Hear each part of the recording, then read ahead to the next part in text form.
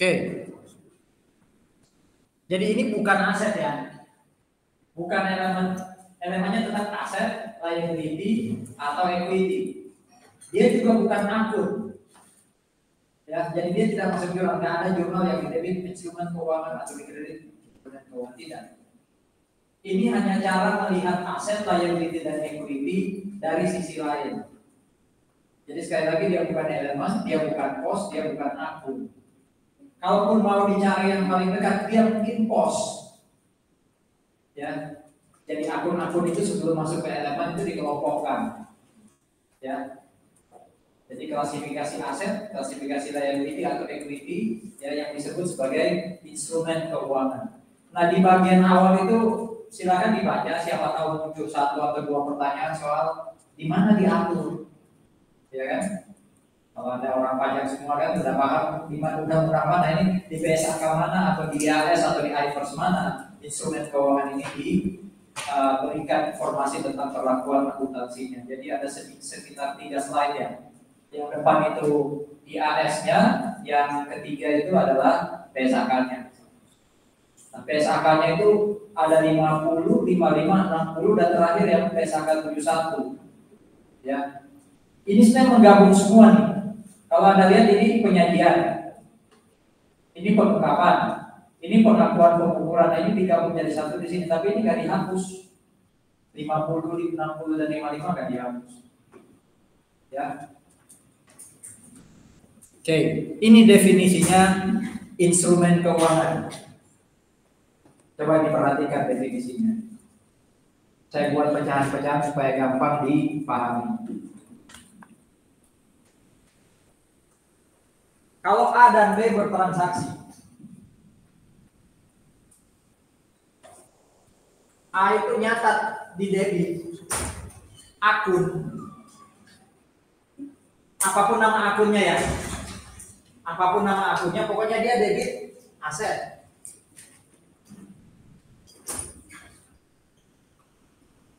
Tanpa mempedulikan apapun yang dikredit. Ya, jadi ada transaksi antara A dan B.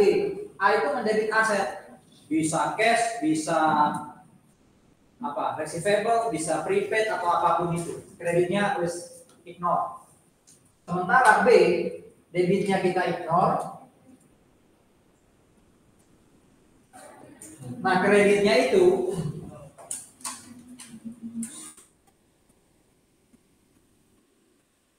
atau debitnya juga kita ignore, kreditnya itu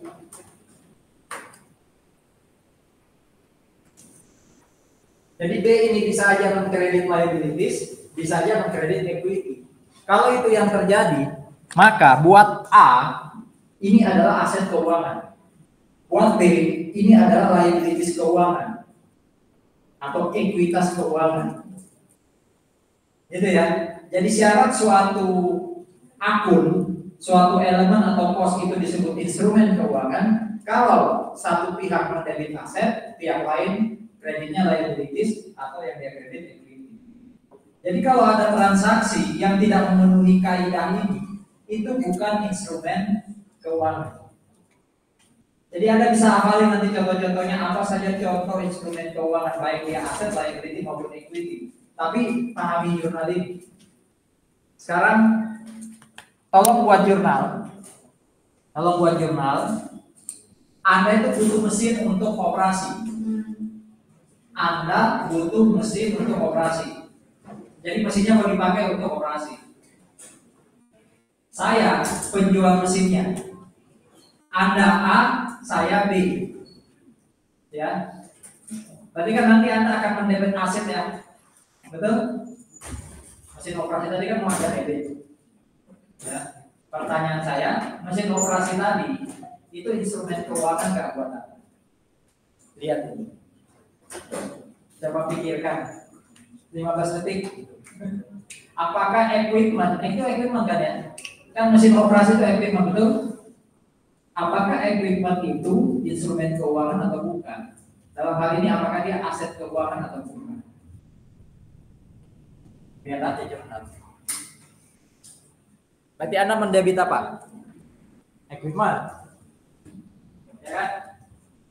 A akan mendebit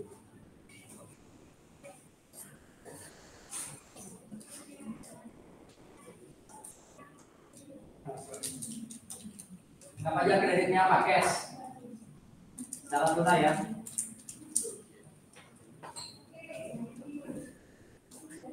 Saya akan menjurnal apa? Debit cash. Kredit saya apa? Kredit saya apa? Saya tadi penjual ya. Berarti apa? Tambahannya kan COGS di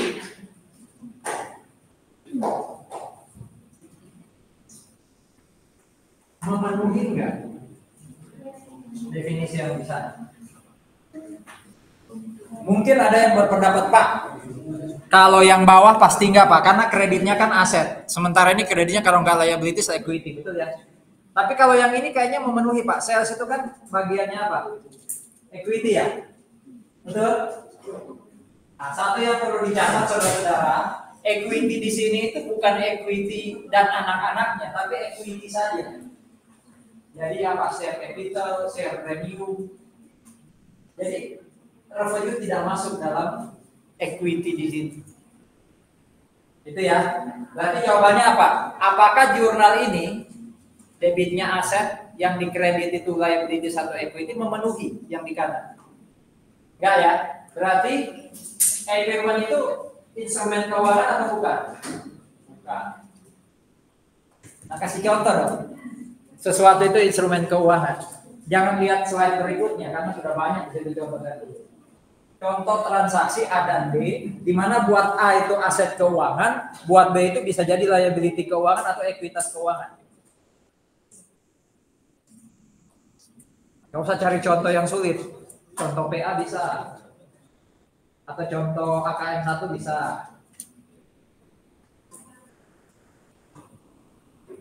Pak. Hah? A beli saham B. Oke, kita buat jurnal.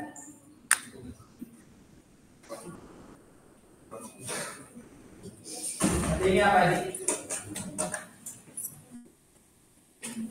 Apa jurnalnya A?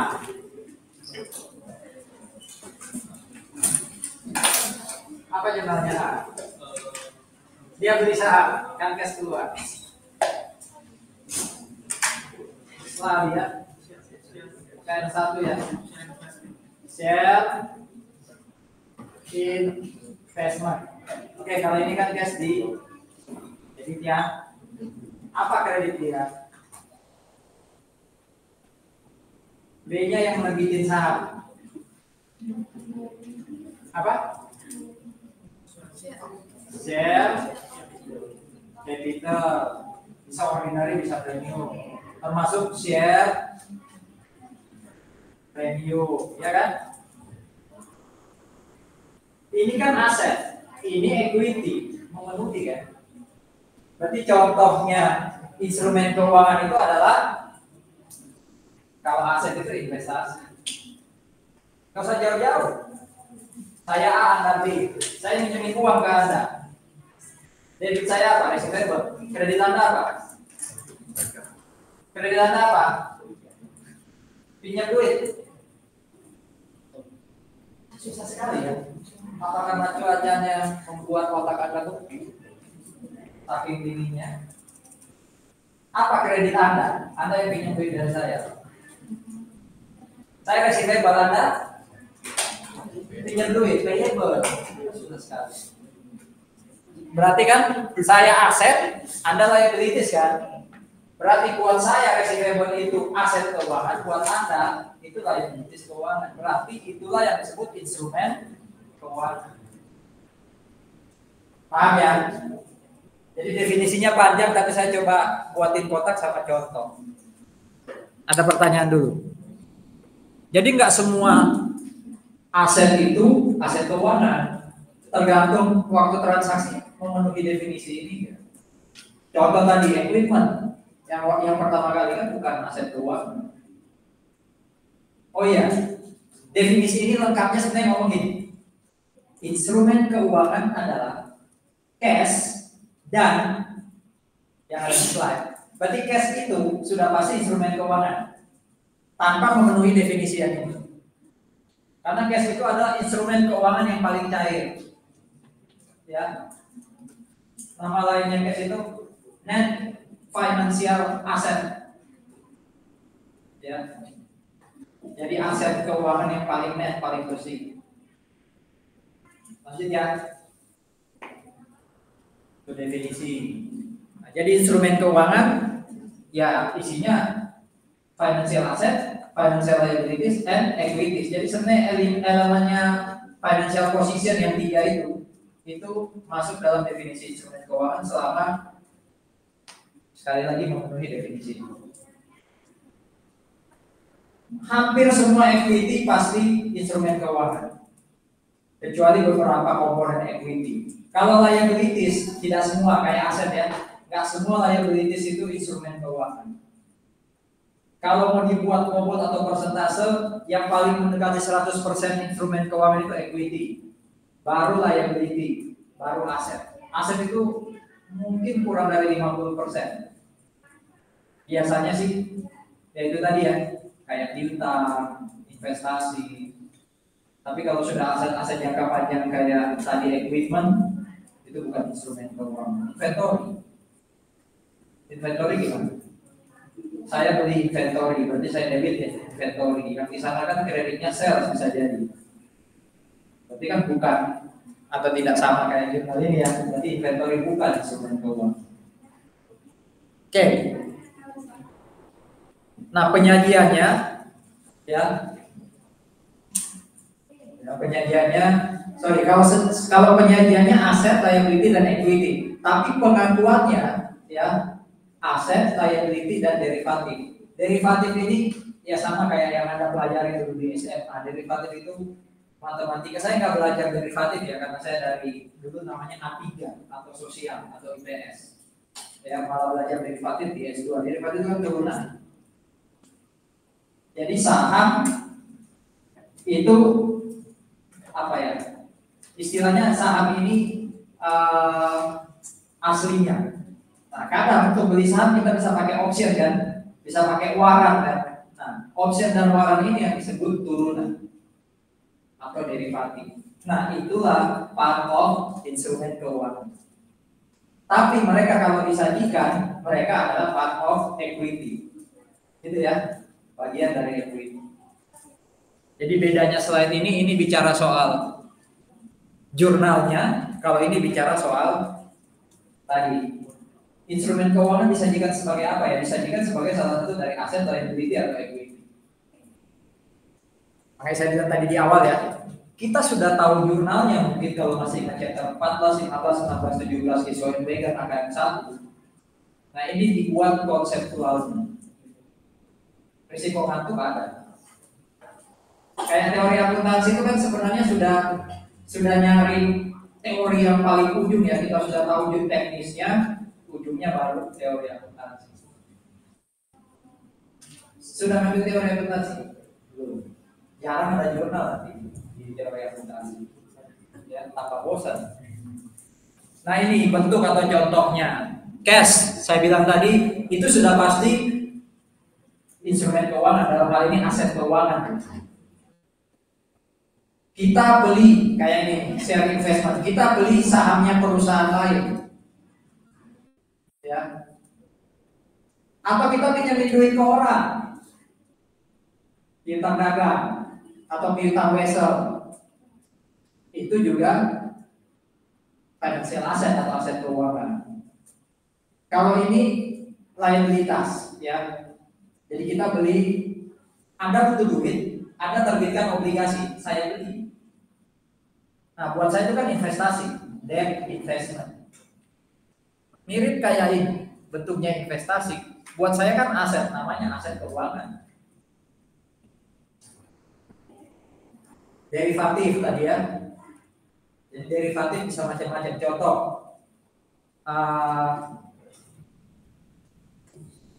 tahu foreign exchange kan ya? Saya mau beli satu barang nih, tapi dalam mata uang US dollar. Anggap aja 1000 US dollar. Sekarang nilai tukar 1 banding 15 ribuan. Saya takut nanti mungkin kalau pas ganti presiden terus dolarnya tembus 20.000, saya takut saya rugi kan.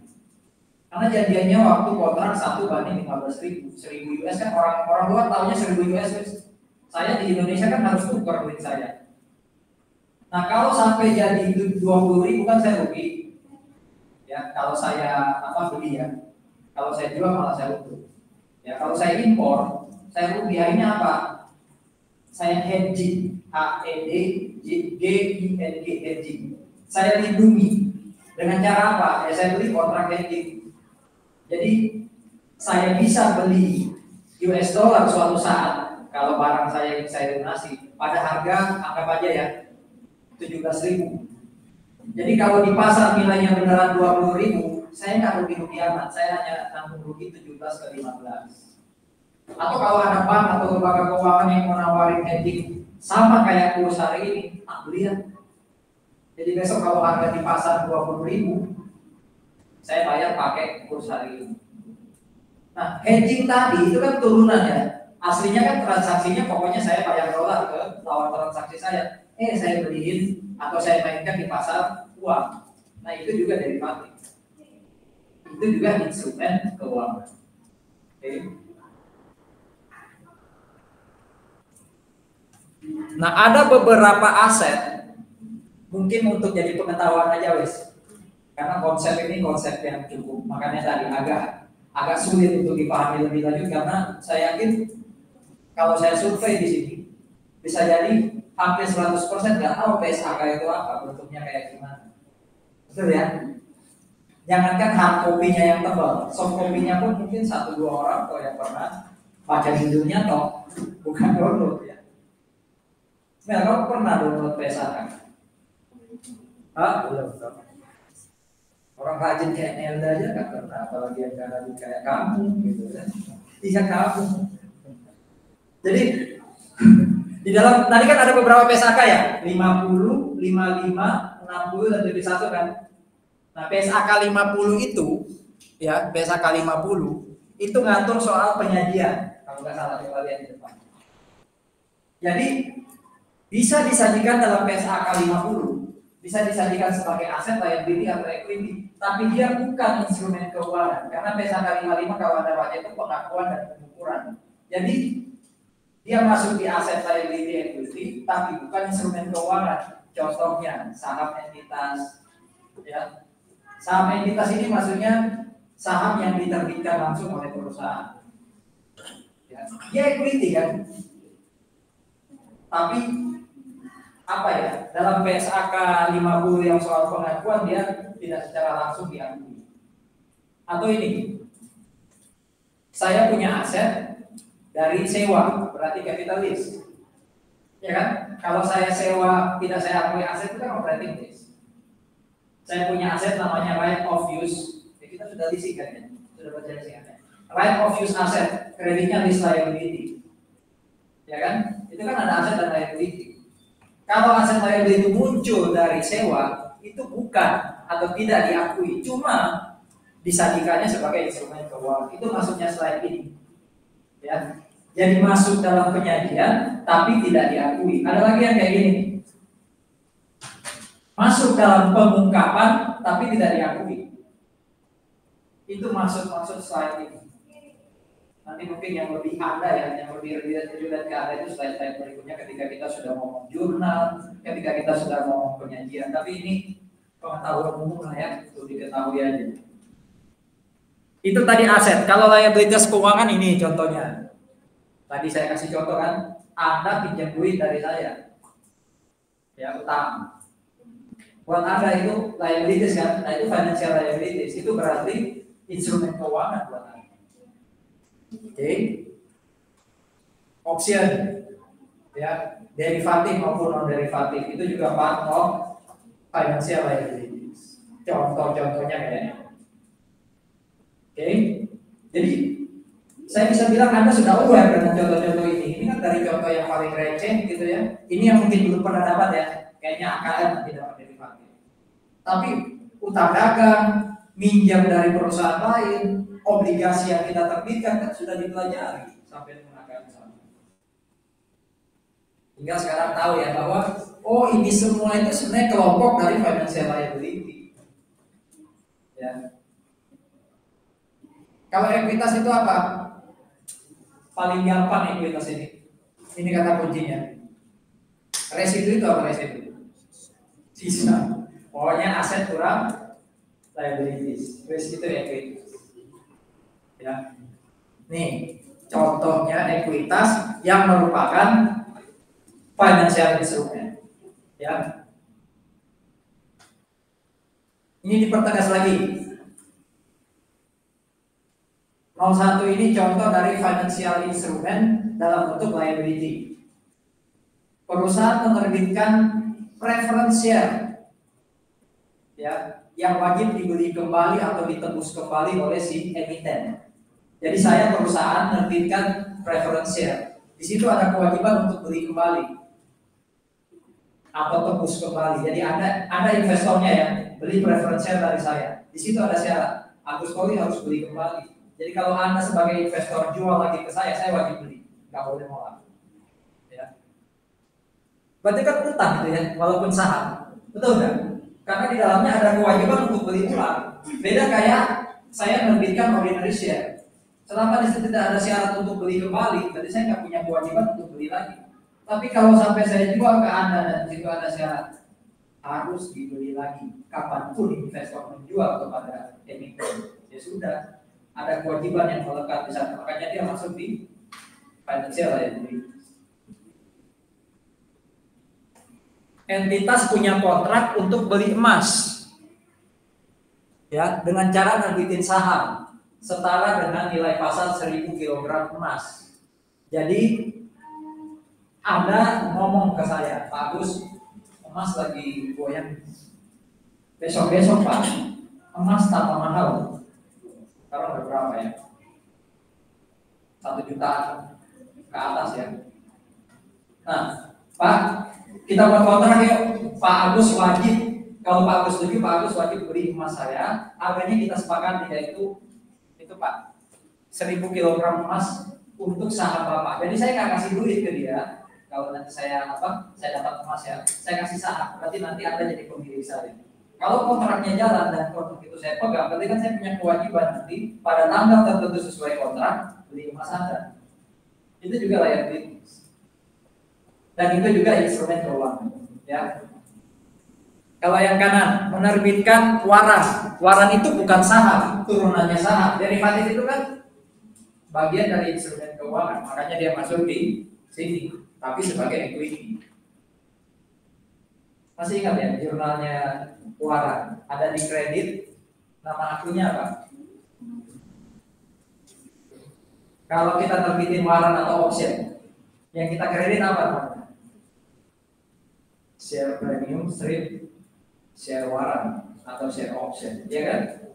Jadi bukan share capital, dia part of share premium, equity dia.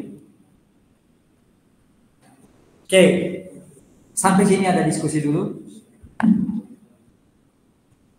Nah, sekarang kita mau belajar instrumen keuangan, baik aset, liability maupun equity, itu nanti mau dinilai di laporan keuangan dalam hal ini neraca ya atau financial position pada harga apa? Harga beli atau harga 31 Desember? Atau ada nilai lain?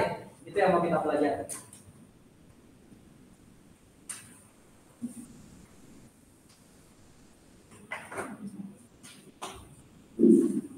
Saya ulang ya, yang mau kita lihat sekarang adalah kalau kita sudah tahu itu adalah aset keuangan, liabilities keuangan atau ekuitas keuangan. Sekarang kita mau bikin laporan keuangan nih, neraca ya, financial position. Dia nanti angkanya itu mau ditulis angka apa? Angka waktu beli yaitu cost atau fair value. Kalau fair value kan butuh jurnal penyesuaian. Nah, yang menjadi indikator itu harus pakai cost kan, pakai fair value kah, atau nilai apapun itu adalah dua syarat ini. Ya. Satu, model bisnis apa yang digunakan untuk aset, liability atau equity tadi. Nanti kita lihat model bisnis ini apa maksudnya. Dua, apakah atas aset, liability dan equity tadi itu ada arus kas kontraktual kan? Maksudnya arus kas kontraktual itu kesepakatan antara si A dan B tadi itu ada arus kas yang akan terus diterima oleh salah satu pihak. Nah, itu kan arus kas kontraktual. Jadi salah satu pihak nanti akan terus menerus terima cash. Paling gampang contohnya bunga. Ya. Apakah ada bunga yang akan terus diterima oleh salah satu pihak? Jadi dua syarat ya untuk kita tahu pakai cost atau pakai fair value atau pakai nilai apapun ini. Satu, tolong lihat model bisnis dari aset, liability atau equity. Dua, apakah dalam transaksi tadi ada arus kas yang disepakati diterima secara rutin oleh salah satu pihak. Tapi pihak lain secara rutin mengeluarkan, yang satunya menerima.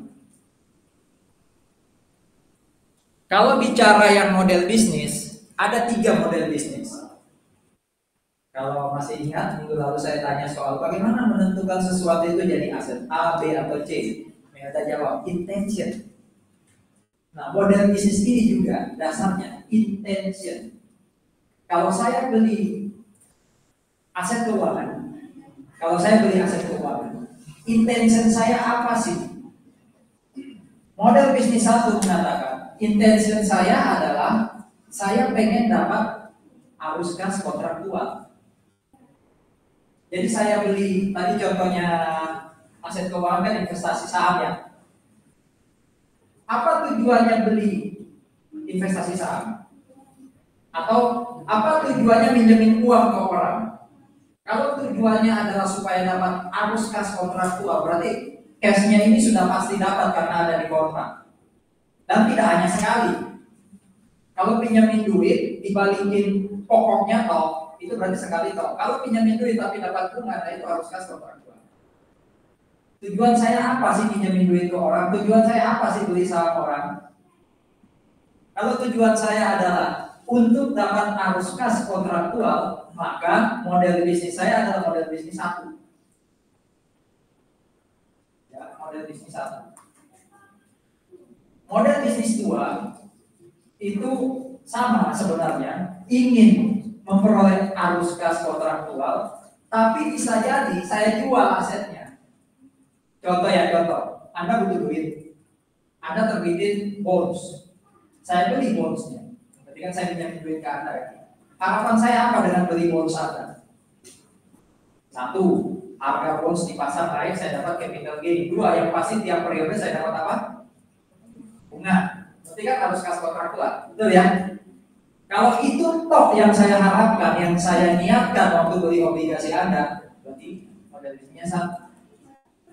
Tapi kalau selain saya berharap dapat cash kontraktual, tapi juga dalam pikiran saya, dalam niat saya, itu saya pengen lepas aset ini kalau di tengah jalan asetnya ternyata nilainya turun atau nilainya naik. Saya pengen dapat capital gain atau saya pengen cut loss istilahnya. Itu berarti model bisnis saya model bisnis yang kedua. Sampai di titik ini, siapa yang menentukan model bisnis? Investor atau emiten? Yang menerbitkan saham atau obligasi atau yang membeli? Yang membeli. Ingat loh ya. Jadi aset keuangan model bisnis ini itu tergantung investornya apa niatnya. Ya. Yang tahu itu sekali lagi Anda, kalau Anda jadi pelaku bisnis nanti ya Anda kan yang tahu, saya mau beli untuk dapat bunga aja deh. Gitu ya. Atau mau dapat bunga atau saya lepas gitu. Kalau model bisnis 3 yang tidak masuk di 1 atau 2, apapun ya niat Anda untuk beli aset keuangan tadi. Contoh, beli saham. Saham itu bakal dapat kayak bunga nggak? Emang dividen itu kontraktual? Emang ada kepastian di situ kalau beli saham pasti dapat dividen nominal? Kan nggak ada ya. Berarti nggak mungkin nomor 1 ya. Mungkin nggak nomor 2, pasti nggak. Karena di dalamnya ada kontraktual juga. Berarti saham itu masuk nomor 3. Terus apa tujuan kita? Mungkin ingin menguasai perusahaan tadi. Mungkin cuma pengen dapat dividen. Itu kan tujuan lain selain nomor 1 dan 2 kan. Memang pengen saya jual lagi bisa aja, tapi kan tidak ada kontraktual di dalamnya. Jadi saham itu kayaknya bisa dibilang nomor 3 dia model bisnisnya. Kalau obligasi bisa 1 atau 2. Piutang yang biasa itu biasanya nomor 1. Kecuali piutangnya itu saya dapat untuk nanti saya masih ingat panjang piutang ya, APM 1 ya. Tapi jarang itu terjadi. Oke, paham ya? Jadi model bisnis itu ada 3. 1, niatnya mau dapat arus kas kontraktual. 2, sama tapi pengen dijual atau ingin dijual kalau sewaktu-waktu nilainya naik atau turun. Kalau nomor 3, tidak salah satu di antara nomor 1 atau 2. Di soal diketahui, kalau di praktek Anda sebagai investor yang tahu, ya kira-kira siapa yang menguji bahwa niat itu apa ya kalau bahasanya ya, berniat tapi konsisten. Kalau teman-teman saya nggak tahu di sini ada yang kalau nggak salah bahasanya tetap istiqomah. Pernah dengar kan ya? Niatnya tetap dijalankan atau tidak itu siapa yang menguji kira-kira? Jadi Anda investor kan tadi ya, jawabannya investor yang menentukan. Saya model bisnisnya 1. Siapa yang menguji bahwa betul dia model bisnis 1 dan konsisten? Siapa kira-kira yang menguji? Yang bisa bayangin ya, auditor yang menguji nanti. Jadi waktu auditor datang ditanya, investasi ini kamu beli model bisnisnya berapa? Model bisnis 1. Tapi auditor ngecek, Melda ini banyak utang. Artinya dia punya investasi ya, dia pengen katanya investasi ini hasilkan kontraktual, kan nomor 1 kontraktual ya. Tapi dia punya banyak utang yang akan jatuh tempo dalam waktu dekat. Sementara asetnya yang lain itu aset non-current, bukan investasi, kebanyakan equipment. Berarti logika bisnis kalau itu jatuh tempo usaha utangnya, Melda lepas apa? Investasi tadi dia lepas kan? Berarti ketika Melda punya niat untuk menahan supaya dapat arus kas kontraktual, kayaknya nggak bakal kuat karena utangnya banyak. Masa dia mau jual mesin itu butuh waktu lama, utang tinggal 1 tahun ke bawah. Jadi auditor yang akan bilang, Mel, yakin tak niatnya nomor 1, nggak mau nomor 2 atau nomor 3.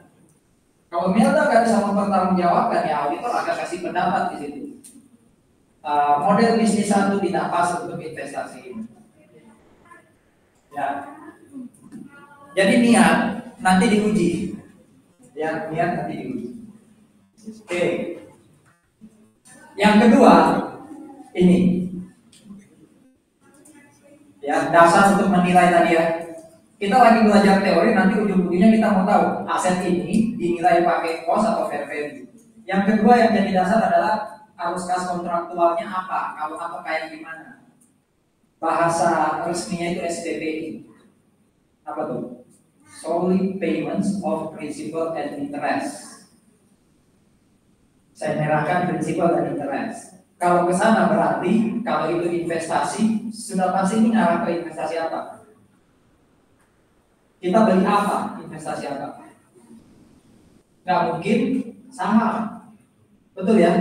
Nggak mungkin saham. Karena saham tidak punya interest. Jadi yang memenuhi model bisnis 1 dan 2 ini, maksudnya model bisnis dan karakteristik arus kas, itu so far adalah investasi dalam bentuk bonds. Ya, karena dia hanya pokok dan bunga. Oke. Itu ya, jadi model bisnis dan SPPI. Model bisnis tadi ada 3, 1 pengen hanya dapat SPPI, 2 pengen dapat SPPI dan apa tadi? Dilepas, 3 tidak salah satu di antara keduanya. Nah, apa itu SPPI tadi? Pengen dapat prinsipal. Jadi kalau pengen dapat prinsipal gimana caranya? Kalau saya beli obligasi, gimana caranya saya dapat prinsipalnya lagi? Kalau dijual kan bukan prinsipal yang saya dapat, jatuh tempo. Jadi ini kata lainnya adalah kalau ada investasi, Anda tunggu sampai jatuh tempo. Padahal saham tidak punya jatuh tempo kan? Berarti saham nggak mungkin SPPI.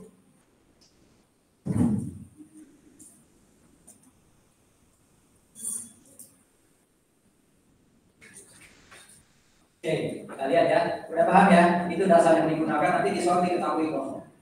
Ini model bisnis yang mana, dan di situ ada kata-kata STPI atau aset keuangan, ya, aset keuangan itu nanti akan dipisah penyajiannya, ya, berdasarkan nilai yang kita tulis pada tanggal 31 Desember. Bisa saja aset keuangan tadi, apapun namanya ya, itu kita sajikan berdasarkan kos tapi diamortisasi.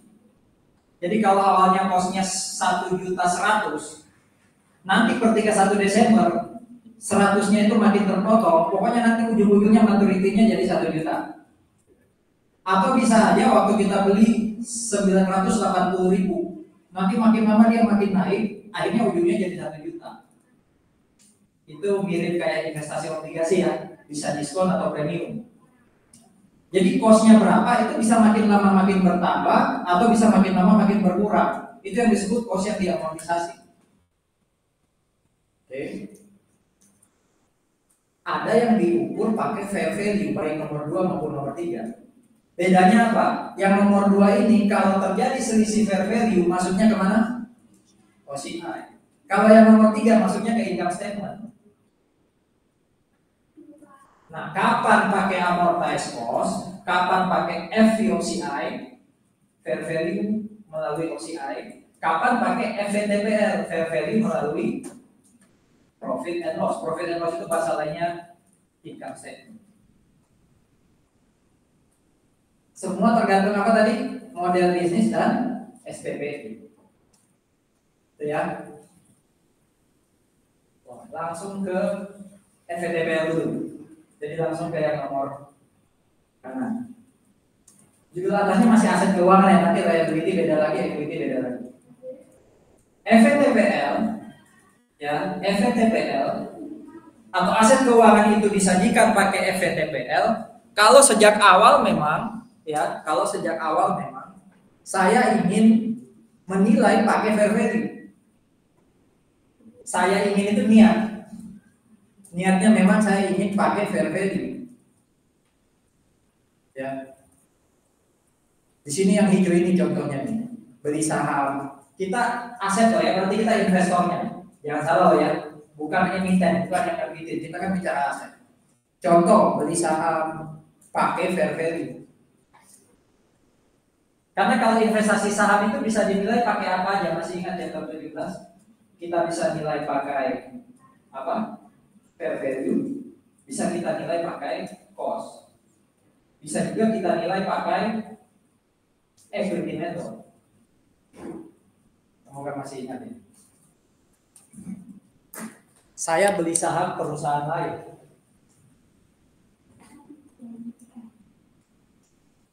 Ada yang kepemilikannya 0 sampai 20%. Ada yang kepemilikannya 20 sampai 50%, ada yang sampai 100%. Masih ingat ya chapter 17 ya? Saya beli saham perusahaan lain. Kalau ini yang dilakukan, ini kita pakai ya. Tapi kalau fair value-nya nggak diketahui, kita pakai cost method. Ya.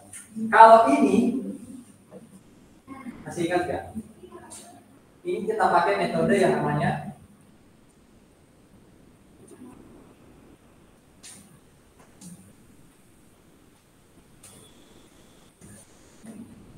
kalau yang 0 sampai 20 itu berarti saya investor ya, beli saham Anda emiten. Kalau Anda gain, investasi saya naiknya sebesar persentase kepemilikan saya. Kalau Anda pakai dividen, saya kreditnya dividend revenue. Sekali lagi ini mengulang chapter 17. Tapi kalau yang anggap aja saya kepemilikannya 40%. Kalau Anda untung, ya profit atau loss nggak ngaruh ke saya. Kalau nilai saham Anda di pasar naik atau turun nggak ngaruh ke saya. Itu equity method. Semoga masih ingat. Ya. Nah yang disebut di sini ini nih. Yang disebut di sini adalah saya sejak awal memang pengen pakai fair value. Jadi saya beli saham perusahaan lain, saya pengen pakai fair value.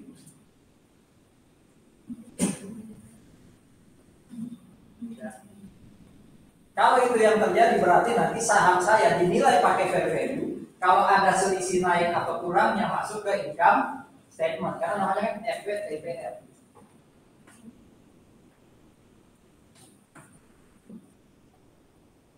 Oh ya, kalau yang kepemilikan saya ada di sini. Kalau ini harusnya namanya bukan gini ya. Nah, ini yang equity method. Kalau yang ini pakai apa? Ini sudah hubungan hidup pakai laporan. Nah ini nanti AKL, ini memang belum dapat.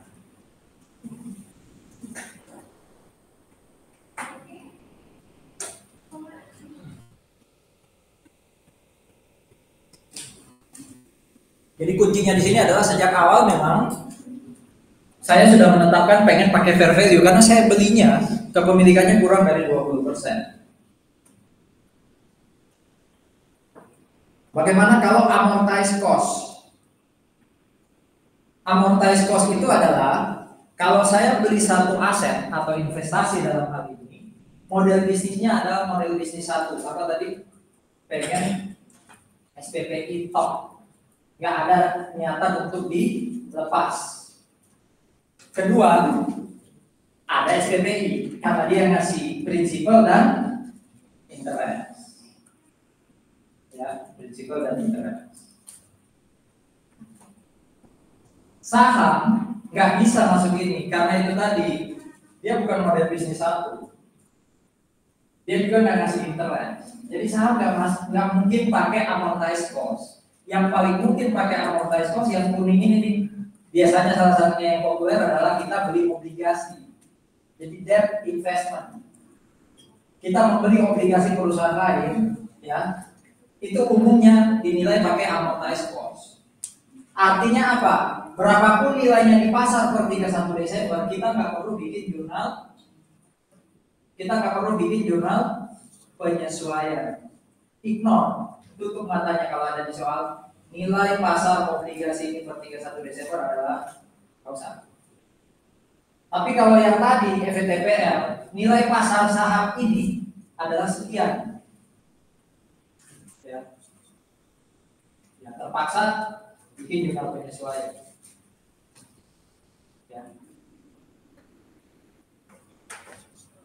Obligasi bisa nggak FVTPL? Karena di sini dia nggak ngomong model bisnis, dia ngomong sejak awal memang saya pengen pakai fair value. Bisa nggak obligasi itu pakai FVTPL? Kalau ini kan udah jelas bilang model bisnis. Kalau dia model bisnis satu dan SPPI, dia amortized cost. Itu adalah obligasi karena kasih apa? Prinsipal dan interest plus niatnya memang untuk dapat SPPI top, bukan untuk dilepas. Tapi bisa nggak obligasi itu masuk FVTPL? Oke, kita dapat interest. Tapi kan bisa aja saya bilang saya beli ini nanti kalau obligasi di pasar lepas, saya apa naik atau turun, saya pengen cut loss atau saya pengen dapat gain, saya lepaskan bisa aja.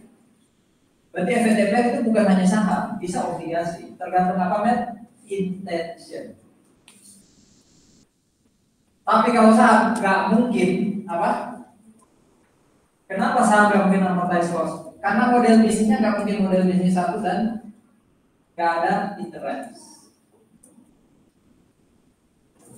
Oke.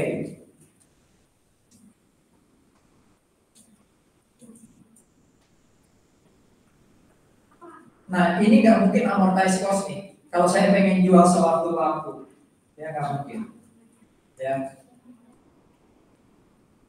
Nah kalau FVOCI yang kayak gimana? Aset keuangan yang masuk FVOCI kayak gimana? Kalau model bisnisnya dua, apa tadi model bisnis dua?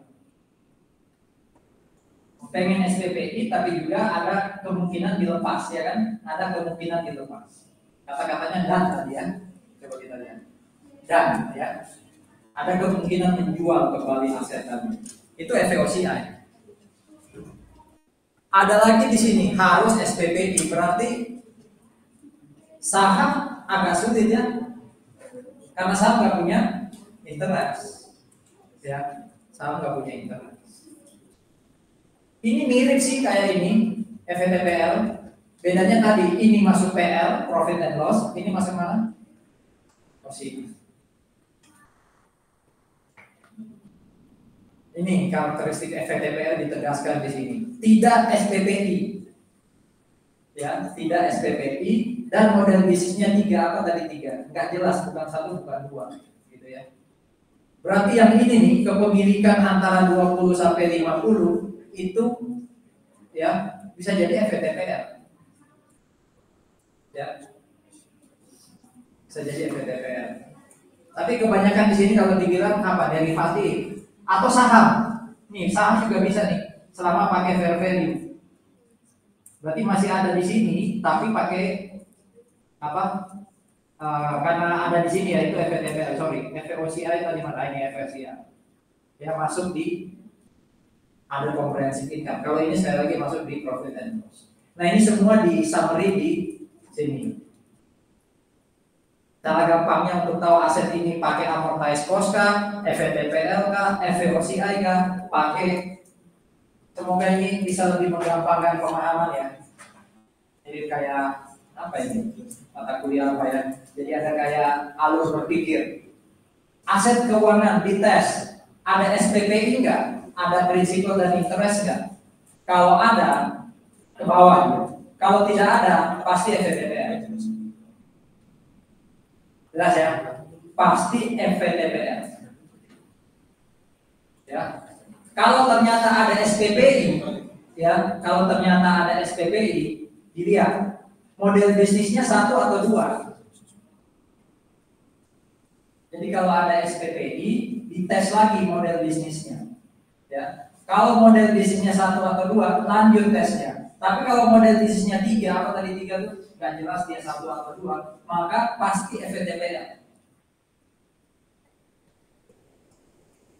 Dites ya. Oh, model bisnisnya bukan model bisnis 3, tapi mau pakai nilai wajar atau enggak. Kalau model bisnis 1 tidak pakai nilai wajar, dia amortized cost. Tapi kalau pakai nilai wajar, dia FVOCI. Nah, kalau ini tadi kan apa? SPPI ya, lalu BM tesnya dia BM3 pasti FVTPL.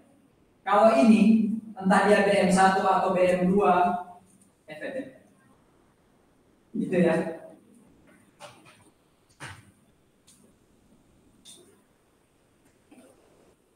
Saya ulang ya. Saya punya aset keuangan dites, dia pakai prinsipal dan interest enggak? Tidak, oh dia FVTPL. Saham contohnya. Tapi kalau itu obligasi kan ada prinsipal dan interest, dites lagi. Bisnis modelnya apa? 1 kah, 2 kah, atau 3? Kalau 3, FVTPL. Kalau 1 atau 2 ditanya, mau pakai nilai wajar enggak? Jawabannya ya, oh itu FVTPL. Makanya obligasi tadi kan SPPI dia. Tapi model bisnisnya 1 atau 2, ya kan? Ternyata mau pakai fair value, ya udah FVTPL. Tapi kalau tidak, ya kalau tidak, dia tidak pengen pakai nilai wajar, maka dilihat model bisnisnya 1 atau 2. Kalau model bisnis 1 amortized cost, model bisnis 1 tadi nggak akan dilepas, ditunggu sampai jatuh tempo. Berarti obligasi tadi pakai amortized cost. Tapi kalau obligasi tadi ternyata ada keinginan mau dijual lagi, dia pakai FVOCI. Itu ya.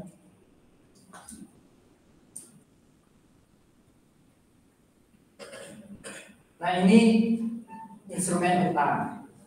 Kalau instrumen derivatif gimana? Saya beli derivatif, ada SPPI enggak? Kalau nggak memenuhi SPPI, jadi nggak ada prinsipal dan interest, pasti FVTPL. Jadi kalau saya punya aset keuangan dalam bentuk derivatif, itu FVTPL. Nggak ada pilihan lain.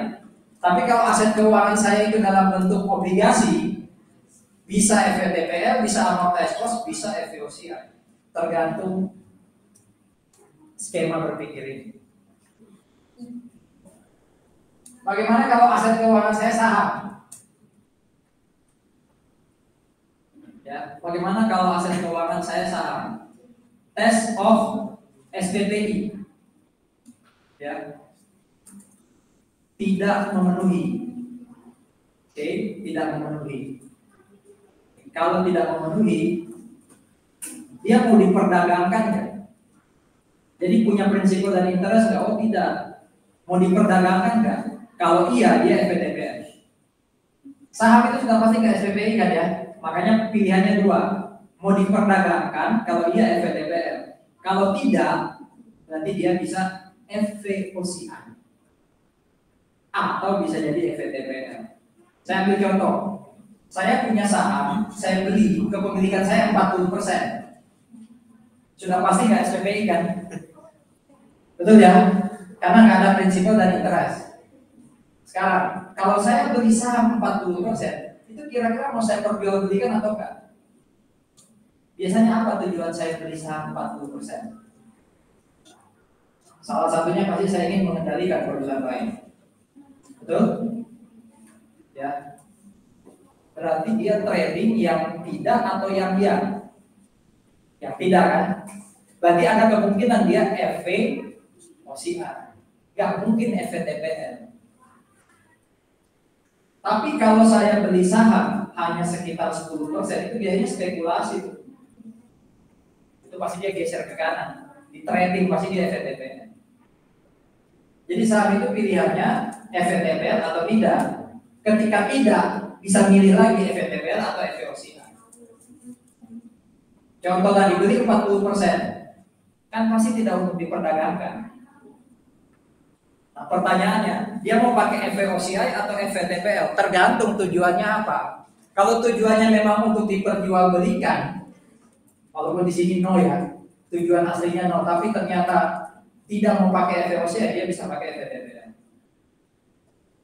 Di soal sekali lagi, ya itu kadang sudah ada informasinya ini pakai FVTPL. Kalau saham ya, atau FVOCI.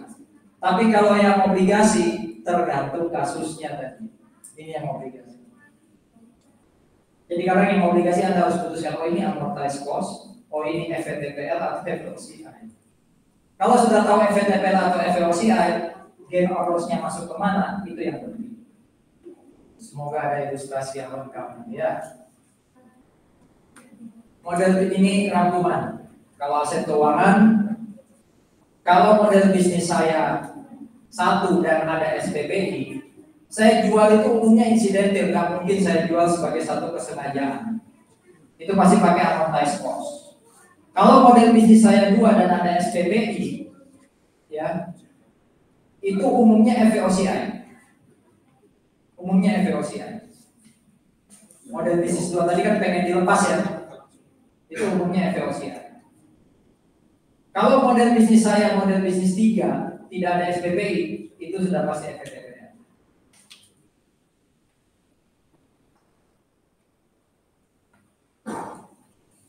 Nah, waktu saya beli pertama kali, kalau itu FVTPL, maka aset yang saya debit nilainya itu selalu sebesar fair value. Contoh nih, saya beli obligasi, lalu sejak awal saya katakan, saya mau pakai FVTPL lah.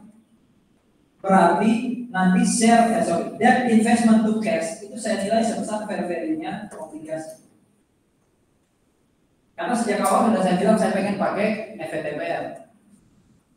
Tapi kalau yang saya beli itu FVOCI atau amortized cost, bukan sekedar fair value, tapi harus ditambah biaya atau dikurangi biaya. Tergantung yang nanggung biayanya siapa. Kalau yang nanggung biayanya investor, ditambah. Kalau yang nanggung biayanya emiten, dikurangi biaya transaksi. Nah, apa itu harga transaksi? Ini nih. Nominalnya nggak signifikan, nggak material. Ya.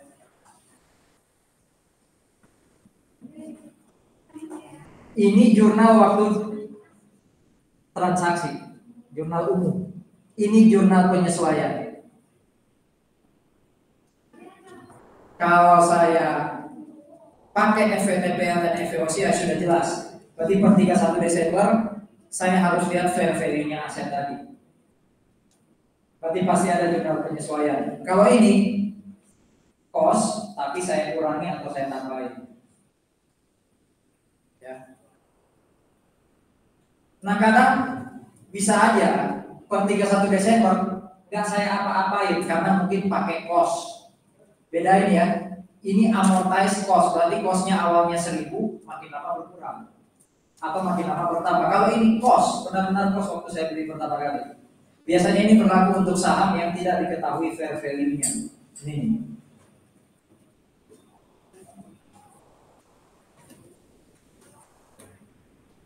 Ini contoh-contoh kapan pakai amortize cost, kapan enggak.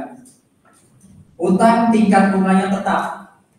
Saya beli investasi utang, bunganya tetap, nggak berubah-ubah. Oh, itu pasti amortize cost. Ya. Instrumen utang perpetual itu utangnya bisa naik turun. Paham konsep perpetual ya? Saya nggak begitu ahli matematika yang tingkat lanjut, tapi perpetual itu intinya nggak tetap. Ini dikatakan bisa jadi amortize cost. Apalagi ini periodenya tidak terbatas, bisa, tapi tidak wajib jadi amortize cost kayak nomor 1. Kalau nomor 3, saya beli aset keuangan tapi bisa dibeli lagi oleh emitennya. Nah ini sudah pasti bukan amortize cost. Kenapa ya? Nomor 3 itu kenapa nggak bisa pakai amortize cost? Jadi ini kalau nggak FVOCI, FVTPL gitu. Kenapa? Ini cuma contoh ya. Sekarang saya nanya, kenapa nomor 3 itu nggak boleh pakai amortize cost? Apa yang nggak dia penuhi? Untuk bisa jadi amortize cost tadi apa? Model bisnis 1 dan SPPI ya. Nah, sekarang coba jawab, kenapa dia tidak bisa jadi amortize cost yang nomor 3?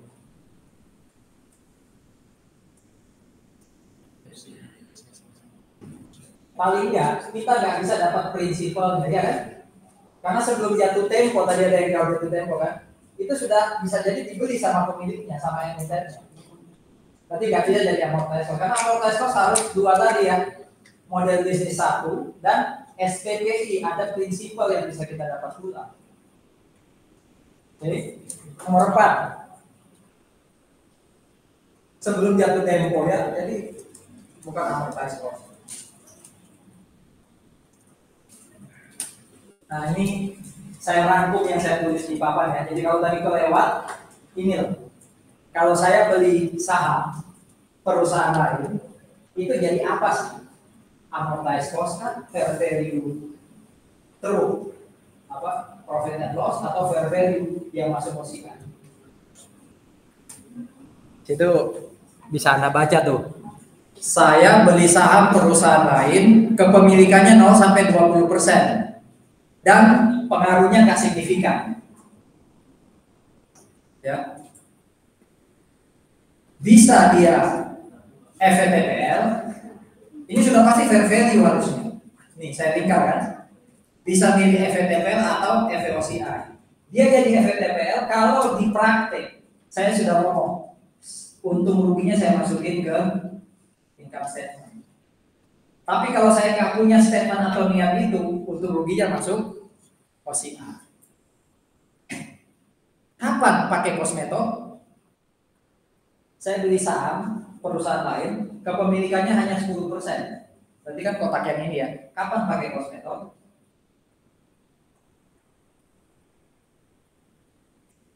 Kan ini ada pilihannya. Tadi saya sempat ngomong, kalau harga pasar saham itu tidak diketahui, biasanya perusahaan kayak apa yang harga pasar sahamnya nggak diketahui atau sulit diketahui sewaktu-waktu. PT terbuka cenderung bisa diketahui, kecuali hari Sabtu Minggu kan tutup ya bursa efek. Tapi yang sudah pasti nggak ada harga pasar yang secara mudah bisa ditemukan, itu berarti sahamnya PT tertutup. Berarti kebanyakan yang pakai cost method ini kalau saya beli 10% itu PT tertutup. Gitu ya. Kalau kepemilikan saya nggak lebih dari 20% dan pengaruh saya tidak signifikan. Pengaruh tidak signifikan atau signifikan maksudnya gini, bisa aja saham saya cuma 10%, tapi suara saya didengar perusahaan. Orang ini ya, sahamnya dikit tapi kok ngomongnya kedengaran, jadi apa yang diomongin diikutin sama yang lain. Kalau omongannya jelek diikuti itu provokator ya. Ini anggapannya positif, pokoknya dia punya leadership yang baik, didengar gitu. Nah itu pengaruh signifikan. Kalau nggak signifikan ya berarti ya memang sahamnya kecil, orang nggak ikut kata-kata dia secara langsung. Ya, nah yang ini sekali lagi kepemilikan nggak lebih dari 20%, mirip kayak ini, sama tidak signifikan, bisa jadi FVTPL kalau ada intensi ya untuk menahan investasi lebih dari satu periode. Contoh, saya mungkin kepemilikan saya cuma 15%, tapi pengen dapat dividen. Nah itu FVTPL. Ya, itu FVTPL.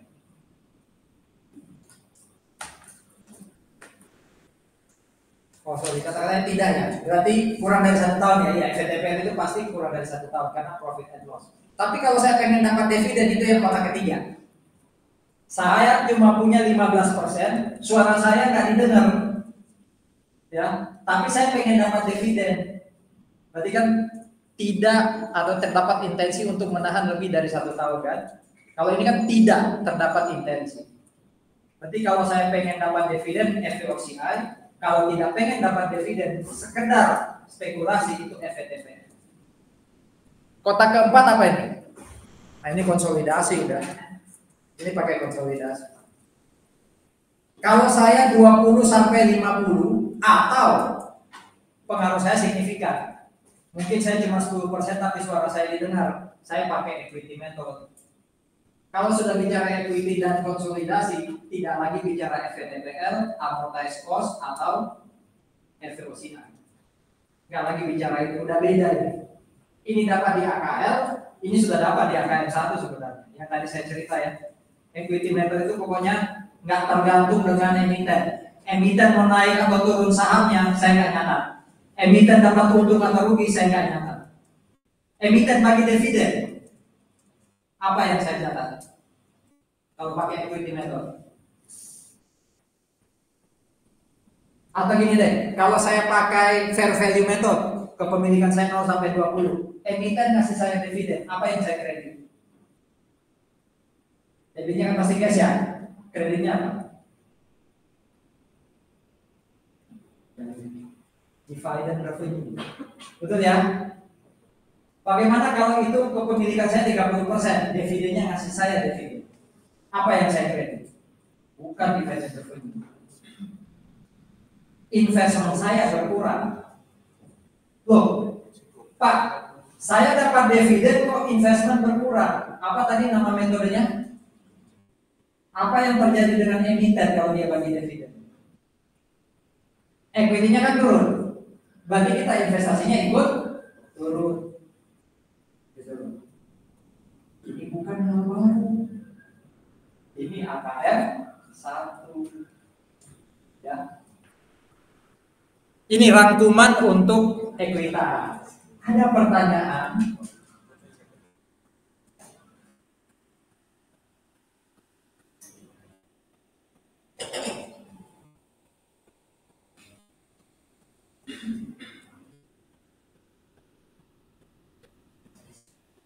Saya kan sering kasih analogi ya.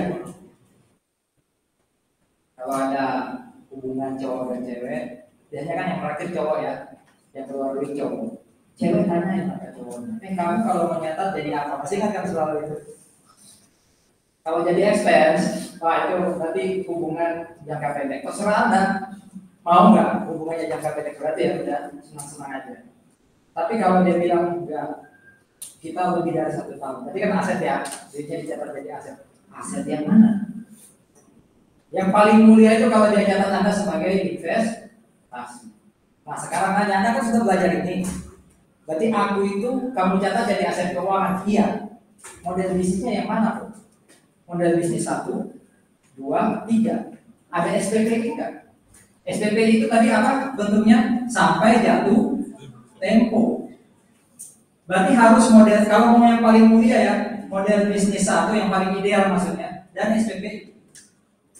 Karena kalau model bisnis 2 itu kayak gini nih, kita bisa sampai selama-lamanya. Tapi kalau kamu cerewet dikit, tak putus. Kamu kalau fisikmu berubah, tak putus. Nah, itu berarti intensinya tidak model bisnis 1 dan tidak SPPI. Kayak gitu. Berarti yang paling bagus hubungan itu adalah kalau kita atau para wanita dicatat sebagai aset keuangan dan dinilai pakai amortized cost. Jadi berapapun nilainya entah makin menurun atau makin naik, tidak dilepas, ya kan? Sampai kapan tadi? Sampai jatuh tempo. Kapan jatuh temponya? Tidak lunas.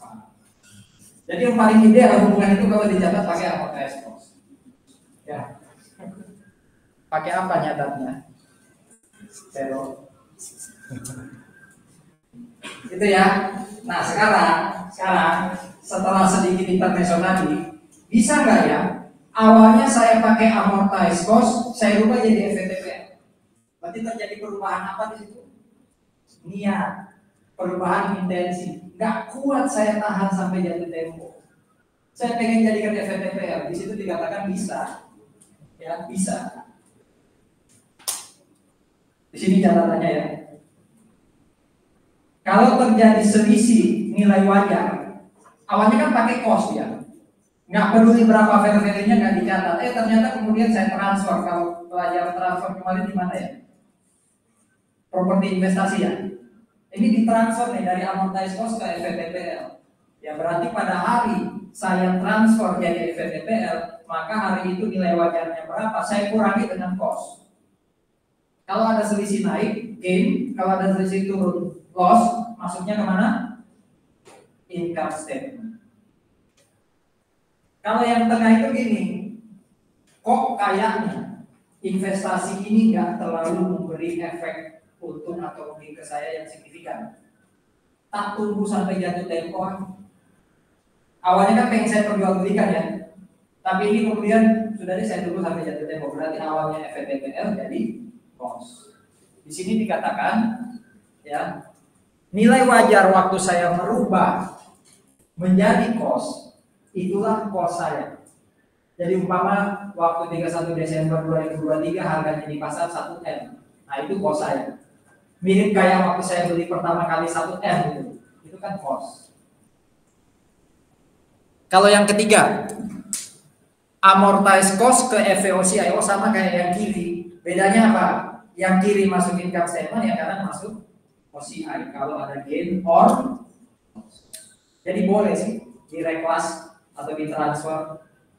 Ini semua karena perubahan niat. Ya. Kalau FVOCI ke amortized cost bisa aja. Jadi mirip kayak ini ya. Berapa fair value waktu dari FVTPL ke amortized cost? Itulah yang jadi cost. Sama, waktu FVOCI. Berapa fair value waktu FVOCI jadi amortized cost? Itulah yang jadi cost. Bisa ke FVTPL ke FVOCI? Bisa tuh. Tetap diukur pakai fair value. Bedanya apa tadi? Gain or loss-nya masuk PL atau gain or loss-nya masuk OCI. Yang kanan juga. Ya, yang kanan. Itu aset keuangan. Kalau liabilities keuangan dan ekuitas jauh lebih mudah. Yang rumit memang aset keuangan. Silakan aset keuangan ada diskusi dulu. Jadi tadi apa? Amortized cost. Apa yang kedua? FVTPL dan FVOCI. FVTPL yang ketiga tadi. Nah sekarang kalau financial liability itu hanya dua.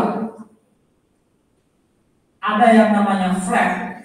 Flag itu financial liability pakai amortized cost, atau financial liability masuk ke atau pakai fair value masuk ke profit and loss. Kira-kira kebanyakan liabilities itu flag atau FVTPL?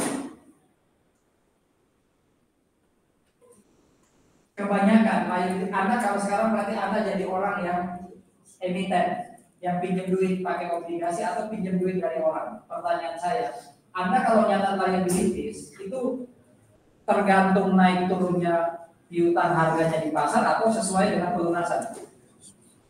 Sesuai pelunasan ya. Berarti pakai apa lebih banyak? Flag. Jarang sekali utang itu dinilai pakai fair, tapi mungkin. Jadi ini mayoritas yang dipakai, ini kemungkinan. Ini pun dipilih kalau dua kotak ini terpenuhi nih. Saya punya utang dan saya pengen pakai FVTPL, jarang. Tapi mungkin kalau yang satu ini terpenuhi, termasuk juga kalau ada derivatif di dalamnya. Ini ya, selain flag ini kategorinya. Sejak awal pengen pakai fair value, atau ini kontrak jaminan keuangan. Kayak tadi apa, saham preference. Saya punya saham preference, saya jual ke Anda, saya terbitkan, tapi di situ ada prasyarat. Pak Agus harus beli sewaktu-waktu kalau Anda jual lagi ke saya. Nah itu mau nggak mau pakai VTPL, nggak mungkin flag. Tapi kalau utang piutang biasa kayak bonds, kayak pinjam duit dari orang, itu flag. Ya, flag. Nah, ujung-ujungnya flag. Mau pakai fair value nggak? Kalau iya FVTPL. Kalau enggak ya flag. Accounting mismatch, di mana di sini ada definisi accounting mismatch ya. Saya ingat saya masukkan di slide tadi. Mismatch itu berarti saya menghindari kebingungan mencatat secara akuntansi. Ya. Jadi apa ya? Antara cost dengan harga pasar, orang cenderung bingung. Nah kalau saya pengen pakai harga pasar itu berarti saya menghindari accounting mismatch. Nah saya boleh pakai FVTPL. Tapi kalau saya tetap pakai cost, padahal harga pasar di sana yang turun, itu mungkin saja orang bingung. Oh nggak apa-apa deh, ya udah turun ke bawah. Saya mau pakai fair value enggak? Kalau iya FVTPL, kalau enggak ya flag.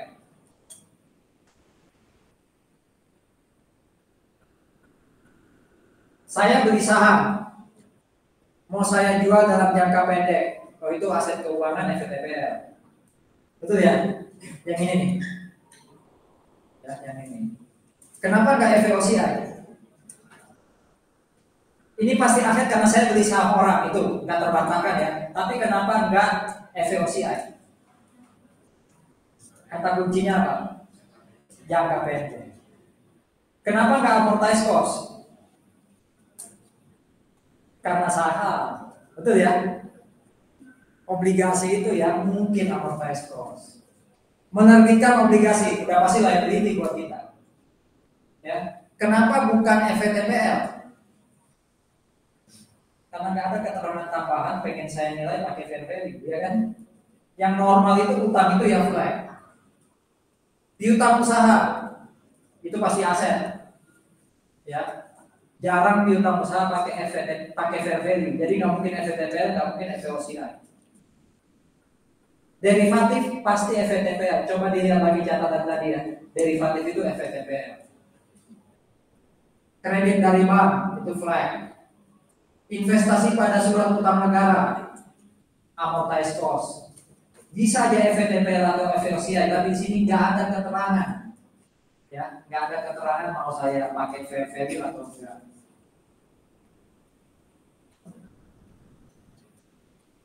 Ini tadi sudah saya katakan, ya. Jurnal umumnya kayak apa pertama kali? Selalu pakai fair value. Nah, kadang-kala saudara-saudara, saya beli aset atau saya ada transaksi dengan utang, saya menerbitkan obligasi harus ada biaya. Maka ini perlakuan atas biaya yang saya bayar atau saya terima. Ya, kalau FVTPL, maka biaya itu jadi apa ini? Expense. Kalau itu amortized cost atau FVOCI, jika itu beban nambah ke cost, kalau itu penghasilan, itu ngurangi cost. Nanti kita lihat contoh ya. Ini dipahami atau dimengerti atau dihafal aja dulu. Ya. Kalau flat, ini berarti liabilities ya.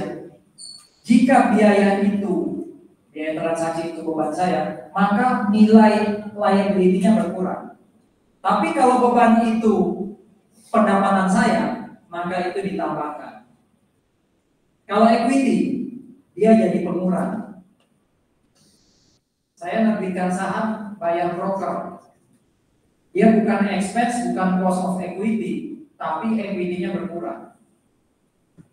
Ini ya, atas biaya transaksi. Contoh, nomor 1, FVTPR. FVTPR itu berarti apa? Expense ya.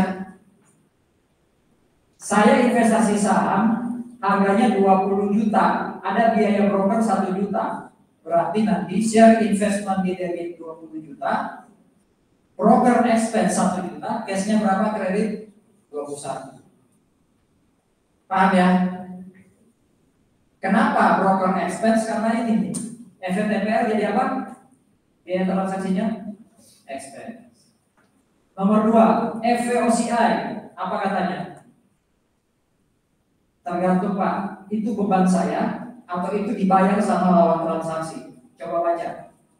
Saya beli obligasi perusahaan lain, harganya 21 juta, di mana nominal obligasinya 20. Ada biaya administrasi 1 juta. Ada biaya administrasi 1 juta. Saya bayar biaya administrasi 1 juta. Apa katanya kalau FVOCI? Kalau biaya transaksi itu beban saya, berarti biaya administrasi tadi ditambah ke harga perolehan. Harga perolehannya itu 20, tapi saya harus bayar 1.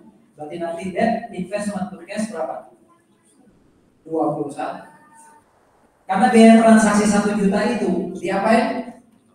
Ditambah. Bagaimana kalau gini? Harga transaksi 21.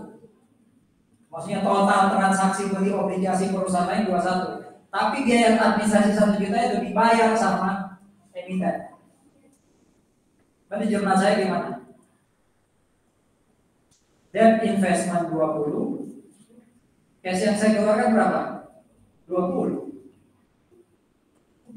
Ya apa kan? Dikurangkan. Kalau yang tanggung itu orang lain lawan transaksi. Tapi kalau kita yang nanggung jadi apa? Kita. Nomor 3 flat. Nih, berarti kotak ini nih. Kalau jadi beban kita, berarti nilai hutang kita apa? Berkurang. Kalau uang itu, biaya itu ditanggung lawan transaksi, berarti hutang kita apa? Bertambah. Oke, kita lihat.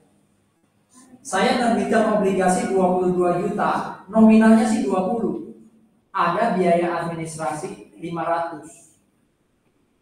Ya, ada biaya administrasi 500. Jadi par value-nya 20 juta, ya, par value 20 juta, ada premium 1.500.000. Berarti ini biaya administrasinya, logikanya adalah beban saya. Jurnalnya gimana ya coba?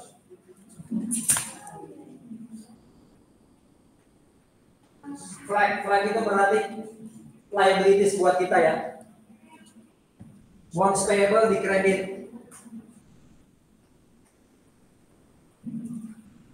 Bonds payable di kredit. Bonds payable itu selalu dicatat sebesar, masih ingat nggak? Mau coba? Selalu dicatat sebesar nilai transaksi. Present value, ya, present value. Di sini nggak jelas present value-nya. Ya. Tapi kalau dilihat nilai transaksinya 21.500.000. Ingat loh, ini L, liabilities, berarti kita emitennya ya.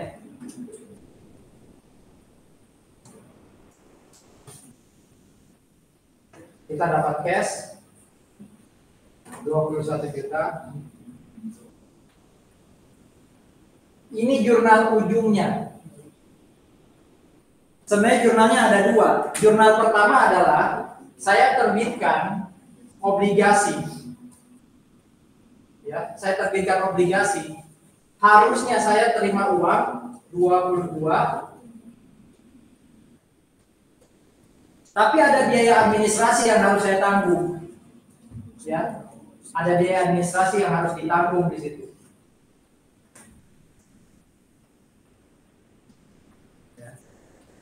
Apa katanya? Berarti cashnya kan di kredit, ya enggak? Saya bayar kan? Berapa biaya administrasinya di soal tadi? 500.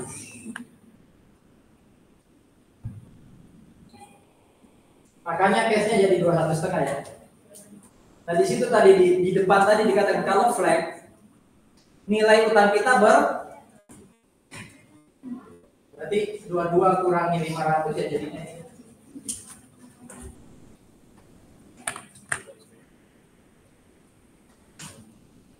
Nomor 4, ekuitas itu yang ini nih. Apa katanya kalau ada biaya transaksi?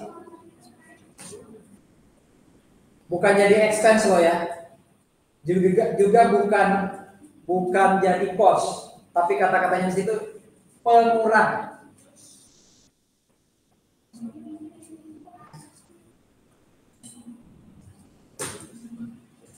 Nah kalau ini betul, equity selalu dicatat sebesar atau share capital selalu dicatat sebesar par value.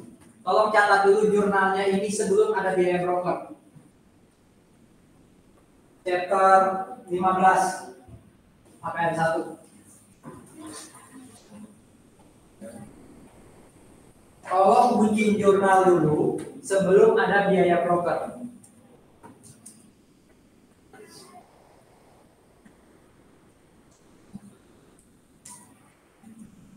Berapa harganya di pasar? 15. Padahal par value-nya berapa? 10. Berarti kan share capital ordinary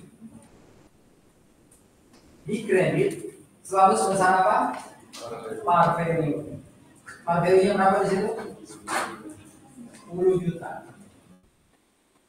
Padahal kita terima cash berapa? 15.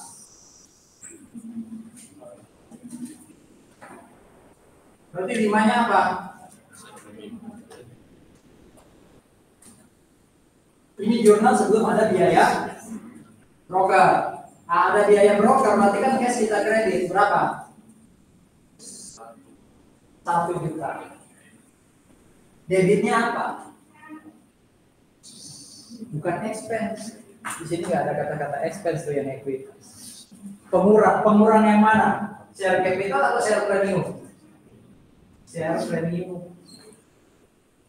Berarti kalau ini digabung, jurnalnya gimana? Cash tinggal berapa?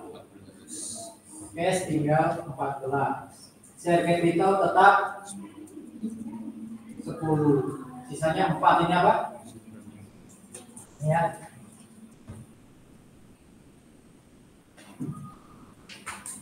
Sekali lagi jurnal-jurnal ini bukan jurnal instrumen keuangan, jurnal AKM 1.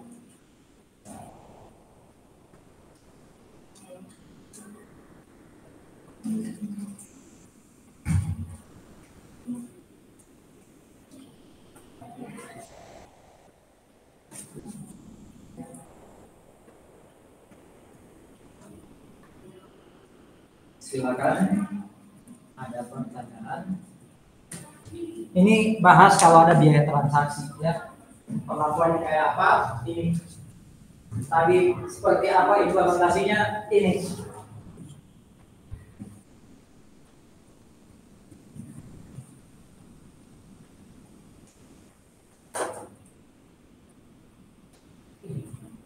Ini rangkuman lagi.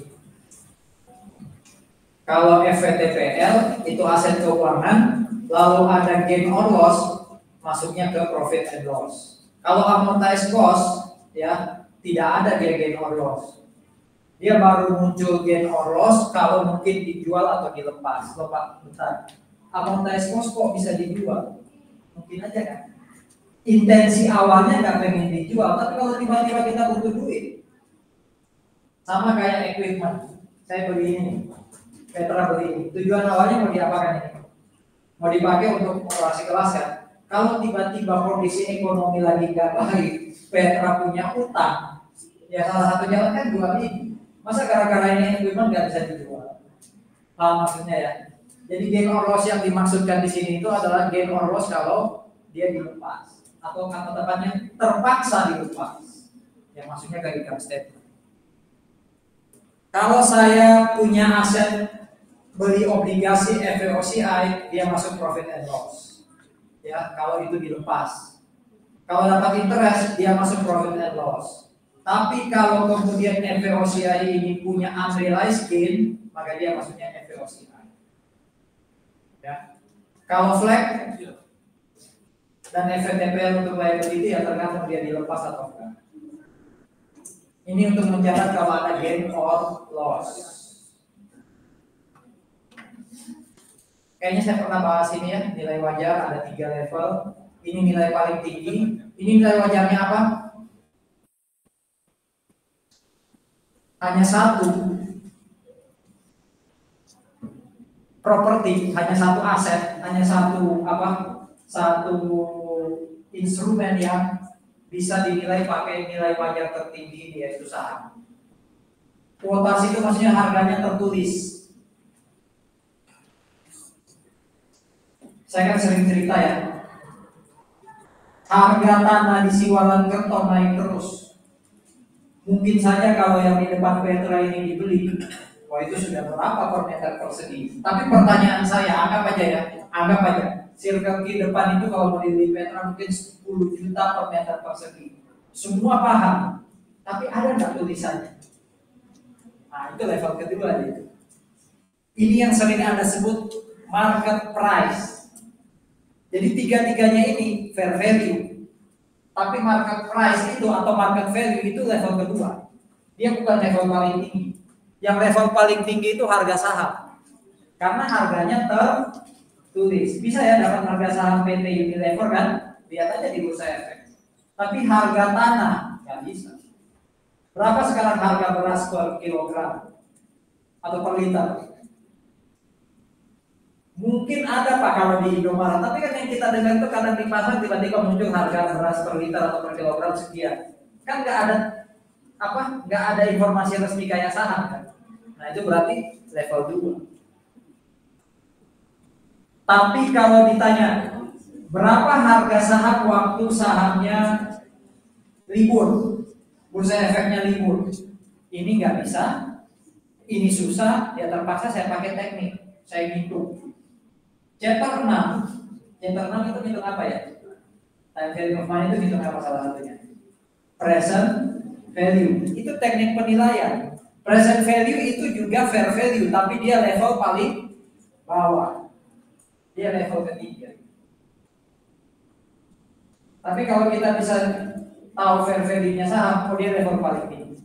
Jadi ini pengetahuan buat Anda yang namanya fair value ada 3 level. Level paling atas itu fair value-nya saham. Level kedua itu yang sering Anda sebut market value. Tapi market value dan fair value sama atau enggak? Mungkin tepatnya market value adalah bagian fair value. Jadi nggak bisa dibilang sama.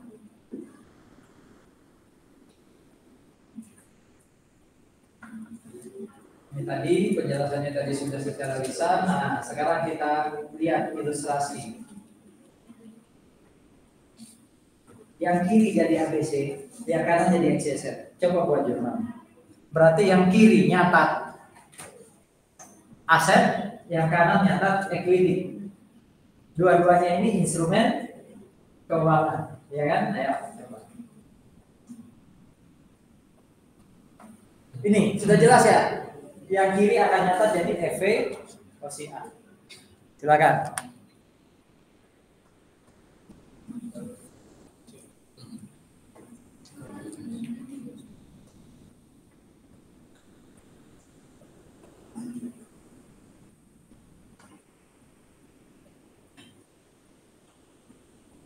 Nah, coba di next ada jawabannya nih.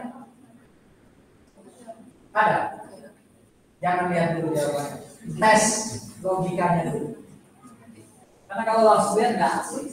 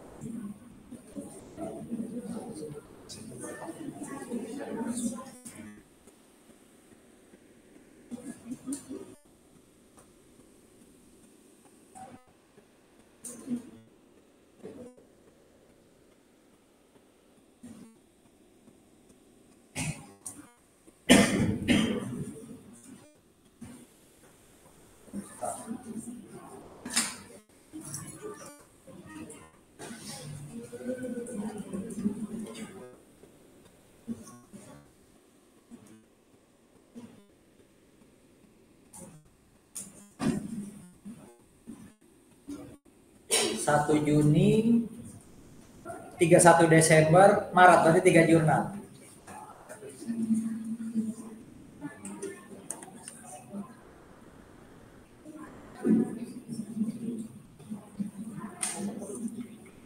Yang kanan enak nih. Hanya buat jurnal 1 Juni ya. Karena sekarang kan investasinya di kiri.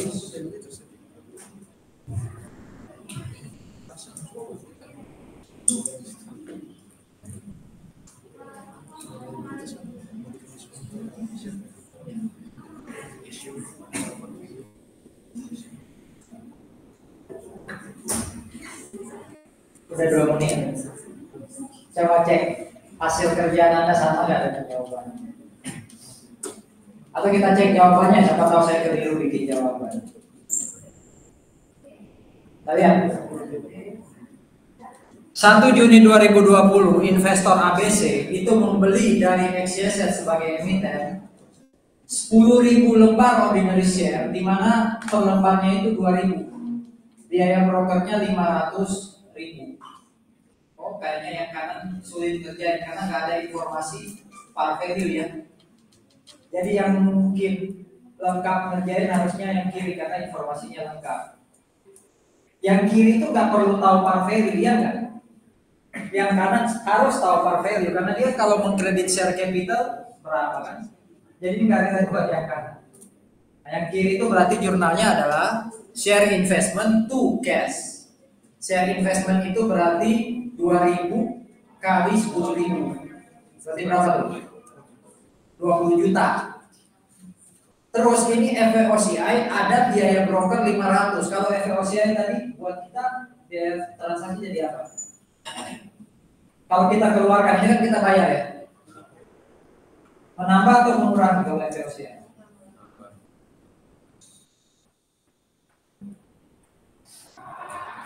FVOCI ditambah jika itu pengeluaran kita. Tadi awalnya kita 20 juta ya, tambah 500.000. Tahu dasarnya dari mana ya? Nah, per 31 Desember, ingat share investment kita itu 20.500.000 loh ya, cost-nya. Totalnya bukan hanya harga tapi juga ada biaya transaksi kita bayar. Ternyata per 31 Desember nilainya menjadi 2.300 per lembar, kalikan 10.000. Berapa tuh? 23 juta ya? Betul? 23 juta per 31 Desember, padahal kita belinya 20.500.000. Perlu nggak kita lihat 23 juta? Perlu, karena kita pakai apa tadi? FV. Karena kita pakai fair value, berarti 23 kurangi 20.500. Ketemunya angka ini. Semoga masih ingat jurnal ini ya. Bukan share investmentnya yang naik, tapi ada rekening perantara namanya fair value adjustment. Nah, kreditnya bukan gain biasa, tapi unrealized gain. Masuknya ke OCI. Kalau ini FVTPL, ini masuknya kemana? Masuk kemana kalau ini FVTPL? Income statement.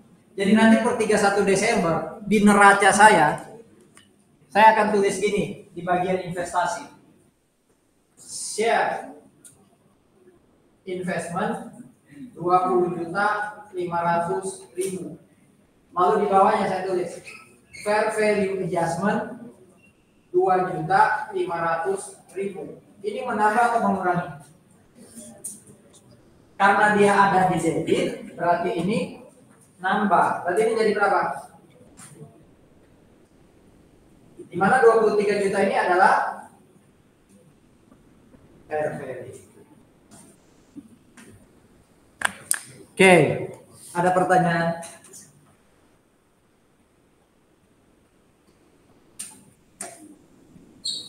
Di 20 Maret dijual, di mana harga per lembarnya 2.100 per lembar kali 10.000, berarti hasil yang kita dapat itu 21 juta ya.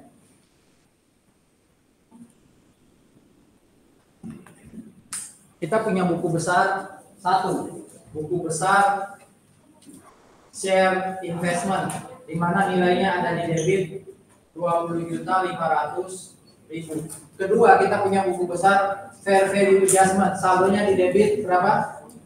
2.500.000. Kalau kita jual atau kita lepas, berarti dua nilai ini harus ditaruh di sisi kredit. Share investment yang awalnya di debit, kita kredit nih. Fair value adjustment yang ada di debit, kita kredit. Nah, di pasar harganya 2.100 kali 10.000, berarti kita dapat cash 21 juta. Berapa nilai kita tadi per 31 Desember? 23 ya. Waktu kita lepas, kita tinggal dapat uang berapa? 21, berarti ada loss 2 juta.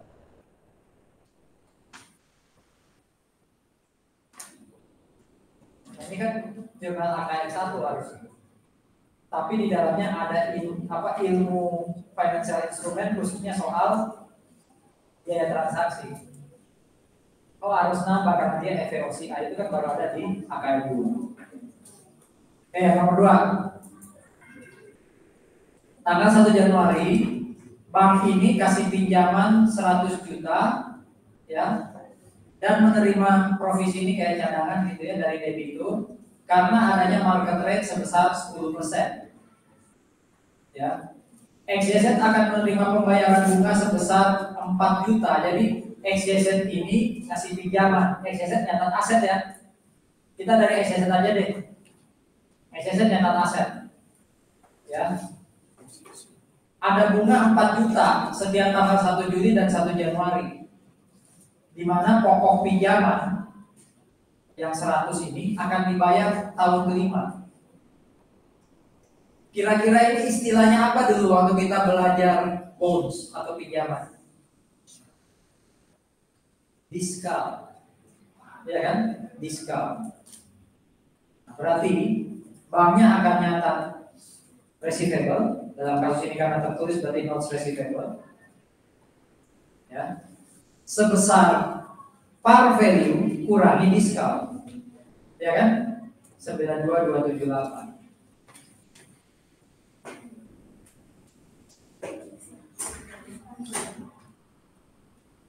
Nah, tiap periode kita dapat 4 juta tuh, makanya cash 4 juta di sini. Ya. Nilai ini nilai di bawah 100 juta, nilai di bawah par. Padahal kalau Anda masih ingat tabel itu, kalau di atas itu di bawah par, dia makin lama akan makin bertambah menuju par. Bagaimana caranya nilai yang paling kanan yang 92278 di tabel itu makin bertambah menuju par yang 100? Di debit, tapi dari mana angkanya?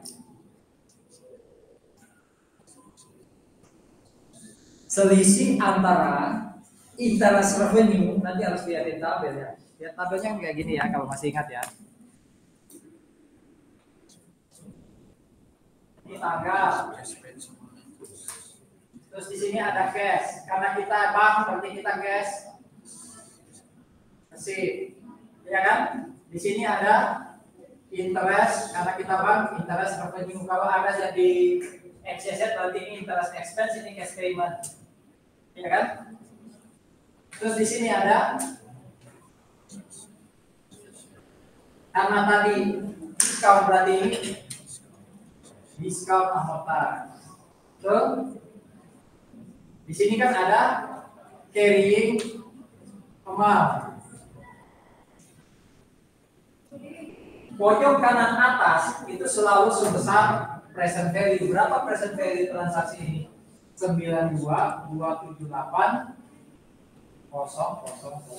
Ini pertama kali waktu notes terbit. Cash sudah pasti diisi berapa? Jurnal apa? Soal tadi 4 juta. Gimana ngitungnya? Gimana ngitung interest revenue? Masih ingat? Marganya berapa persen tadi, Mer? 10 dikali CA, CA-nya 92, berapa dapatnya? 10 dikali 92, lalu nanti dibagi 2. Kenapa dibagi 2? Karena dibayar tiap Juli dan Januari kalau nggak salah tadi kan.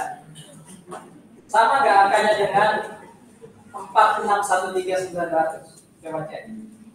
92278.000 kali 10% bagi 2 atau 5% kali 92278. Benar nggak dapatnya 4613900?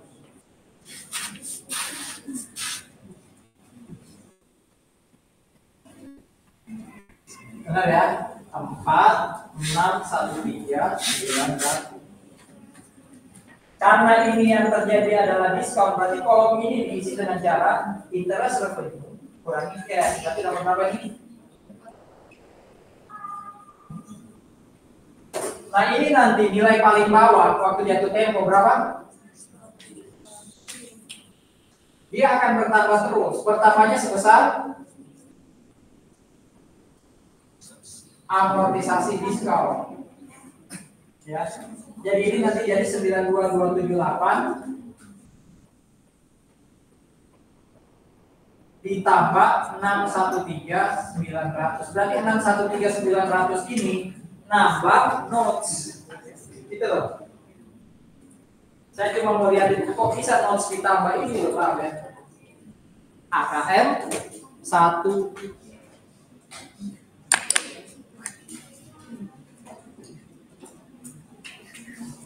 Kalau kita kembali ke teori kita hari ini, inilah contoh penyajian aset keuangan pakai apa?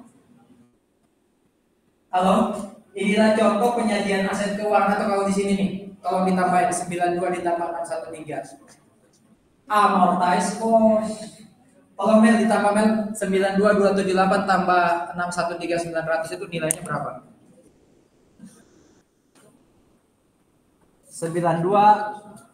278.000 ditambah 613.900 berapa Bel? 900.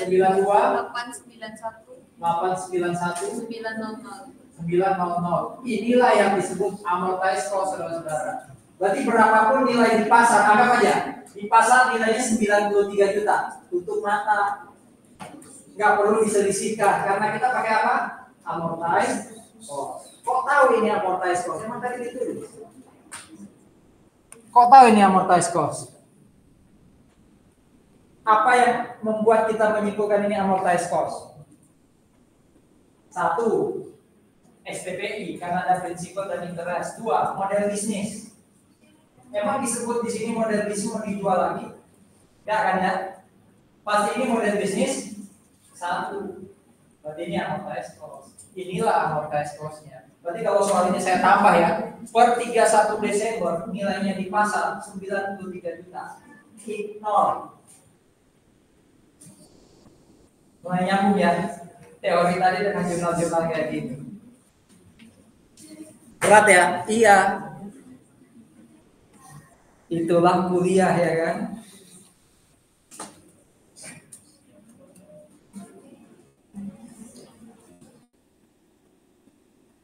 Nah, ini 31 Desember dapat interest receivable lagi. Ini dapat dari mana sekali lagi? Kira-kira? Oke, sebelum sampai ke sini ini kan jelas ya selisih. Ini dapat dari mana? 10% atau 5% ya, 10% bagi 2 dikali. Iya kan? Coba dicek. Ini kenapa bukan cash? Kenapa ini cash? Kenapa ini bukan cash? Karena di soal disebut dibayarnya tiap 1 Juli dan 1 Januari. Ya. Ilustrasi 2 ada pertanyaan?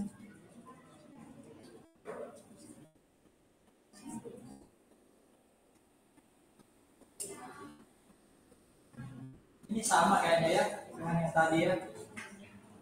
Jadi ini hanya cara ngitung present value aja. Di mana ini sebenarnya chapter 14 ya AKM 1.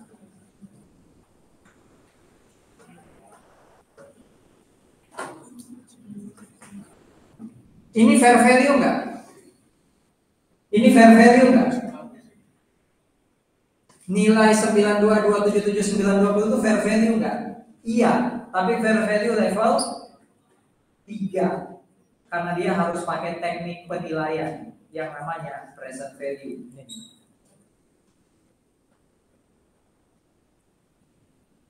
Dia harus pakai teknik penilaian.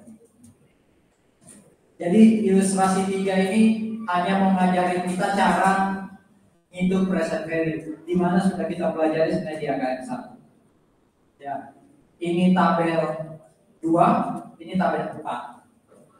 Ya, chapter 6 dan 14.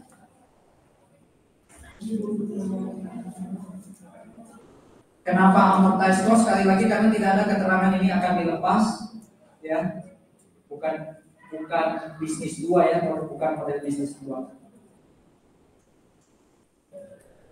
Nah ini jurnalnya sebenarnya tadi sudah kita buat waktu ilustrasi 1. Nih, ini jurnal pelepasan atau penghentian pengakuan. Investmentnya kita kredit, kita hapus. Itu yang dibahas di sini. Ya, itu yang dibahas di sini.